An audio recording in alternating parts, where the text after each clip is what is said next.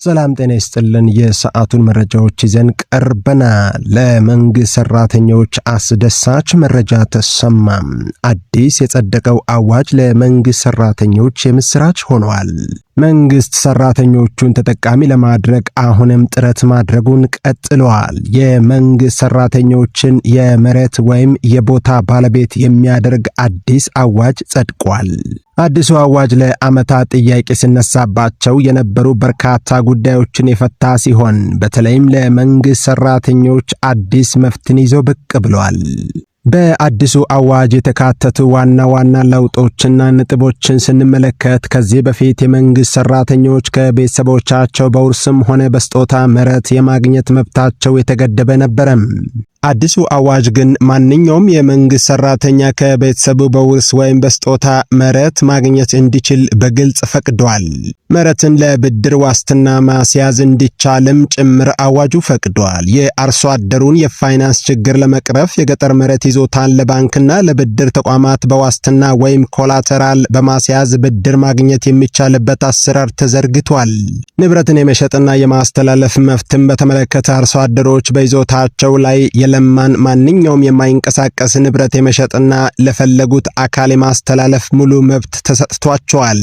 የመሬት አገልግሎት አሰጣጥ ዘመናዊና ዲጂታላይዝ እንዲሆን ተደንግጓል። የመሬት ክርክሮችን በባህላዊ የሽምግልና ስርዓት መፍታት እንዲቻል ዕውቅና ተሰጥቶታል።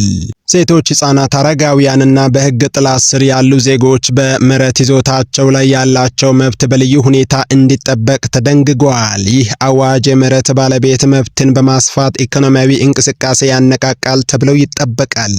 በአዲሱ የገጠር መሬት አስተዳደርና አጠቃቀም አዋጅ ዙሪያ በተሰጠ ማብራሪያ አዲሱ አዋጅ ከዚህ በፊት ሲነሱ የነበሩ የዘርፉ ችግሮችን በመለየት የመፍትሄ አማራጮችን አካቷል ተብሏል።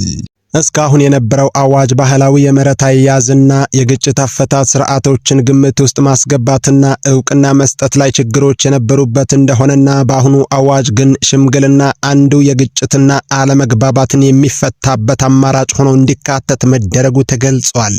ይህ አዋጅ የመንግስት ሰራተኞች ከቤተሰቦቻቸው በውርስና በስጦታ መሬት ማግኘት እንዲችሉ ፈቅዷል።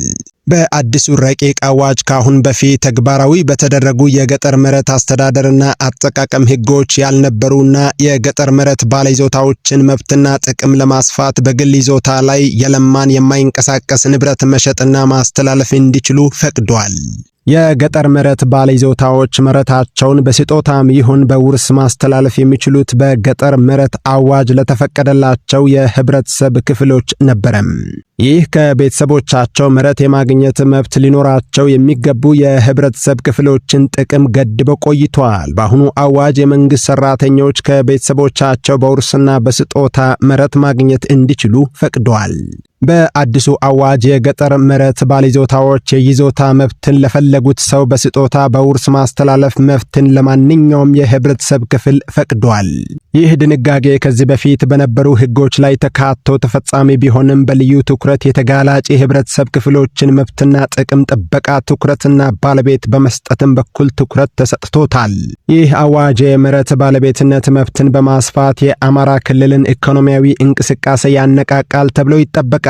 ይህ አዋጅ ለጊዜው የጸደቀው በአማራ ክልል ሲሆን ተግባራዊ የሚደረገው በአማራ ክልል እንደሆነ ተመላክቷል።